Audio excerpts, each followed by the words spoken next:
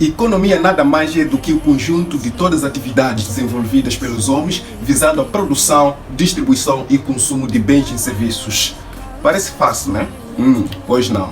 Muitos governos transpiram para conseguir produzir, distribuir e para que todo o povo possa conseguir consumir produtos e serviços. Mas o Raiden, custa apenas produzir, distribuir e as pessoas consumir? Meu irmão, fica até no final que você vai descobrir o quão os governos transpiram para conseguir manter a qualidade de vida para a sua população. Na economia, existe aquilo que se chama oferta e demanda. Oferta é a quantidade de produtos que os fornecedores ou produtores estão dispostos a colocar no mercado por um determinado preço. Quanto maior for o preço dos produtos, mais fornecedores e vendedores estarão dispostos a colocar os produtos dentro do mercado. Acho que você já ouviu falar, vende lá frangos, bro, porque isso tem muito lucro. Por que muita gente vende frangos? Porque isto traz muito dinheiro, tem lucro. Então isto é que se chama oferta. Muitas pessoas estão dispostas a vender, a entregar o produto porque isso tem lucro. Isto é que se chama oferta. Quanto maior for o preço do bem ou serviço, maior é a quantidade dos bens ou serviços fornecidos pelas pessoas dentro do mercado.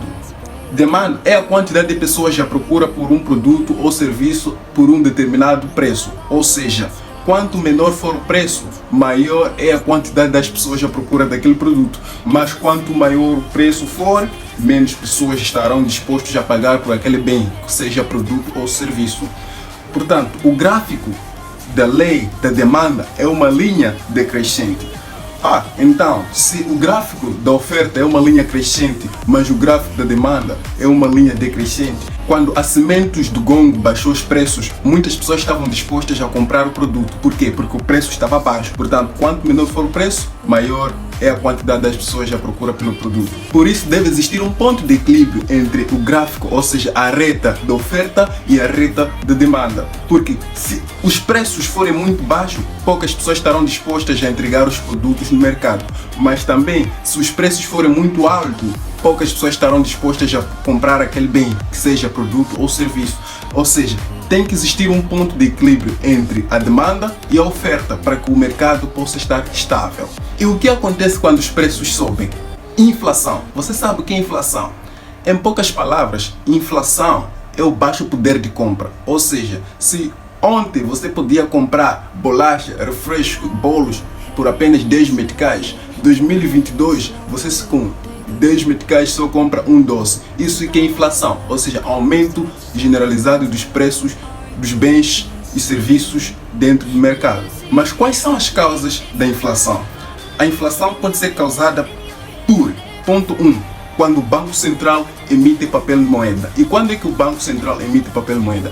Quando os gastos do governo são maiores do que a arrecadação. Ou seja, quando o governo não tem mais dinheiro para suprir os seus gastos, emite novo papel moeda.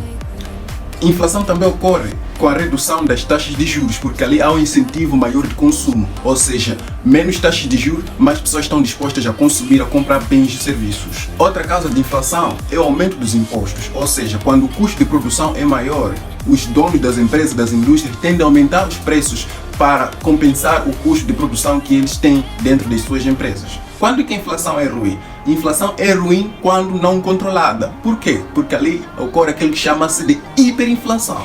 Aquilo que é o aumento generalizado não controlado dos preços dentro do mercado. E quando é que a inflação é boa? A inflação é boa quando é controlada, porque isto mostra que a economia está aquecida e está crescendo. Então, alright, como saber se a economia de um país está crescendo ou não? Fique comigo que eu vou te explicar. Para saber se a economia de um país está crescendo ou não, usa-se o PIB. O que é PIB? PIB, Produto Interno Bruto. Esse gajo começou com palavras difíceis. Calma que vou te explicar o que é PIB. PIB é a soma em dinheiro de todos os bens e serviços produzidos dentro de um país num determinado período. Para evitar dupla contagem, por exemplo, o pão entra na contagem do PIB, mas o trigo não entra. Por quê? Porque o trigo já está dentro do pão que foi contabilizado. E o que influencia o crescimento do PIB? A primeira causa do crescimento do PIB é o consumo das famílias. Quanto mais pessoas consomem, mais a economia cresce, porque ali há grande produção e há grande consumo. Mas você pode dizer, ei Joe, aqui a gente consome muito. Bro, você consome coisas de Made in China.